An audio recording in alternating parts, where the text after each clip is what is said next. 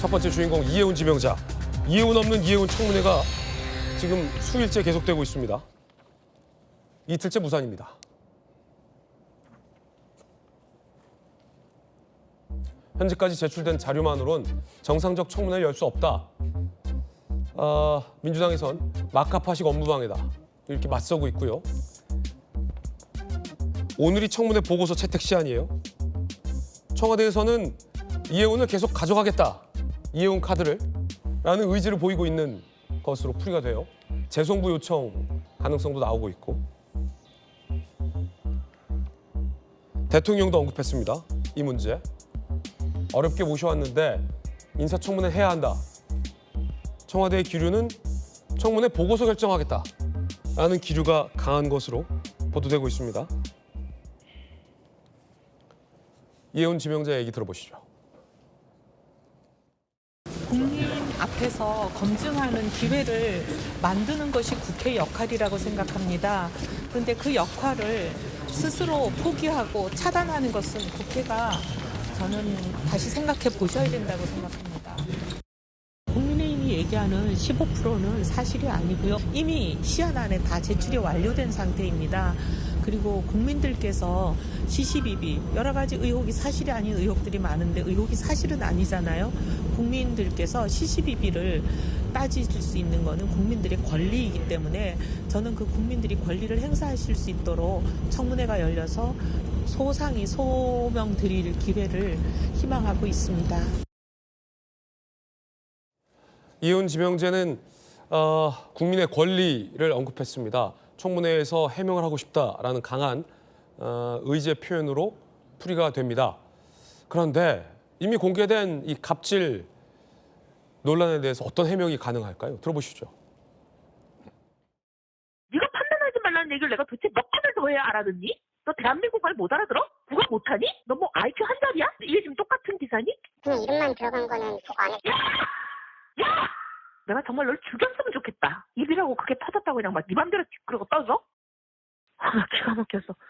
핸드폰으로는 검색이 안 되는 게 얼마나 많은지 알아? 그것도 몰랐단 말이야? 너 언론 담당하는 애 맞니? 아니 그 지금까지 몰랐단 말이야? 너 모바일 버전이라는 거는 요약본, 축약본이야. PC 버전에. 몰라 그걸? 너 그렇게 똥오줌을 못 가려? 보면 모르겠어? 말 좀 해라! 김주영 의원님, 갑질 의혹을 어떻게 해명이 될까요? 그러니까 처음에 인턴 그 직원하고의 야야 두 번 했던 처음에 들었던 그 녹취했을 때 가서 사과하고 싶다 이런 얘기도 했었고 이제 본인은 또 거절을 했잖아요. 인턴 직원은 그동안에 다른 보좌진들에게 사과하시라 나는 사과 거절한다 이렇게 얘기를 했었는데 그 부분에 대해서도 또 추가로 나온 녹취도 있었기 때문에 저희 도시구쇼에서 주진우 의원이 공개했죠. 네, 지금 두 개를 다 저희가 들었잖아요. 그래서 본인의 또 일단 청문회는 열어야 될 것 같아요. 그래야만 이게 소명이 될 것 같고 이해운 후보자 입장에서 추가적으로 거기에 대해서 사과하고 해명하고 싶은 이야기들이 있겠죠. 그래서 사실은 민주당 소위 진영 쪽 사람이 아닌 상대 진영 사람을 후보자로 선택을 했기 때문에 대통령도 어렵게 모셔온 분이다 이런 얘기 했잖아요. 그러니까 이해운 후보자도 본인이 지금 이 자리를 받을까 말까 고민을 하지 않았겠습니까?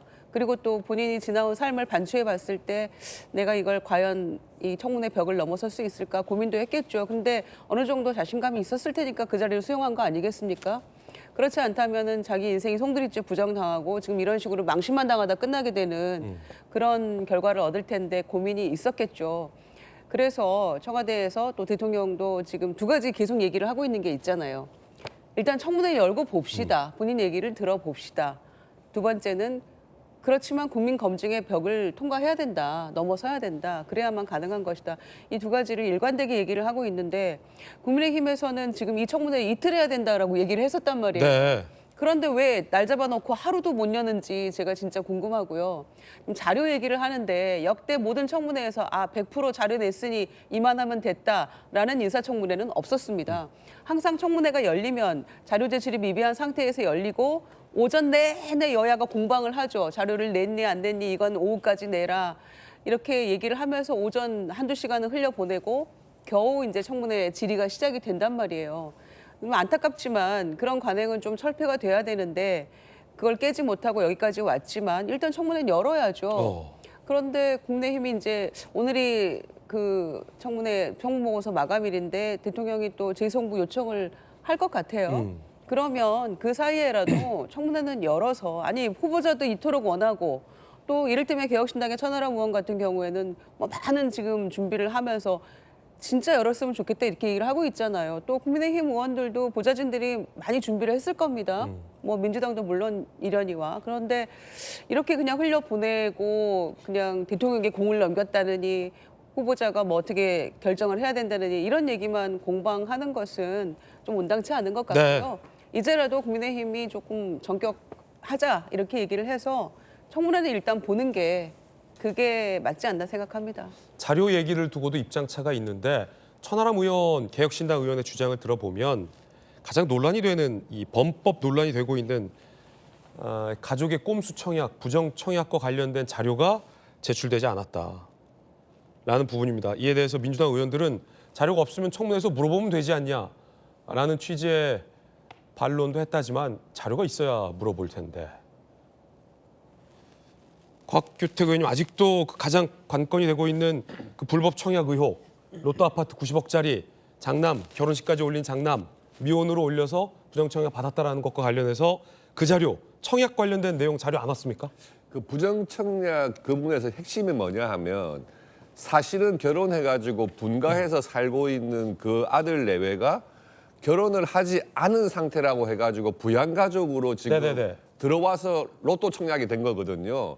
근데 그렇게 그걸 확인하려면은요, 그 아들이 과연 실제로 그 이해운 후보와 같이 산 것이 맞느냐에 대한 여러 자료들이 필요합니다. 네. 예, 그런데 그것을 개인 신상에 관한 자료다, 또 본인이 아니라 자녀에 관한 자료다. 그래서 개인정보 제공 동의를 안 해주고 있는 거예요. 자료를 안 준 거군요. 예, 그러니까 사실 실제로 그 아파트에 이해운 후보랑 같이 산 것이 아니라는 입증을 할 만한 자료가 지금 부족한 거죠. 그러면 그 자료 없이 물어보면 이해운 후보자는 같이 살았다. 그러니까요. 라고 주장하면 끝이겠군요. 그렇죠. 그래서 지금 이 문제는 상당히 자료가 필요한 상황이 맞고요. 지금 김민석 국무총리 때부터 시작해가지고 뉴노멀이 된 것이 뭐냐 하면 정말 필요한 자료인데 개인정보다 자녀들에 관한 것이다 해가지고 자료를 제출하지 않으면서 청문회 날만 지나면 그냥 임명해버리는 이것이 계속 반복되고 있는데 만약에 이해운 후보에 대해서도 국민의힘에서 그럼 자료 제출 없이 인사청문회 하자 이런 식으로 돼버리면은요 국민의힘 출신 후보니까 말이 바뀌네 이렇게 될 수도 있는 거거든요. 그러니까 국민의힘에서 그동안 주장해왔던 자료 제출 없이는 제대로 된 인사청문회를 할 수가 없다. 이 주장을 지금 강하게 할 수밖에 없는 것이고 지금 어제와 오늘 그 후보자 본인이 뭐 자료 제출에 다시 성실히 응하겠다 하는 의사를 밝혀서 그 부분에 대한 추가 자료가 제출되면 아마 뭐 빠르면은 내일 정도 아니면은 대통령이 재송부 요구를 한 이후에 다시 인사청문회를 할 기회는 있다고 보여지고요. 그럼 관건은 지금 두 분 의원님 말씀 들어보니까 부정청약과 관련돼서 이해운 후보자가 계속 소명하겠다라고 했는데 그 자료 아니겠습니까? 그 자료는 있어야 이해운 후보자가 진실을 얘기하는지 국민들 상대로 하루만 버티고 넘겨보자라는 생각을 하고 있는지가 판정이 될 것 같은데 지금 그 자료를 안 주고 있다라는 얘기인데 부정청약인지 아닌지 정혁진 변호사님 이건 줘야 되는 거 아닙니까?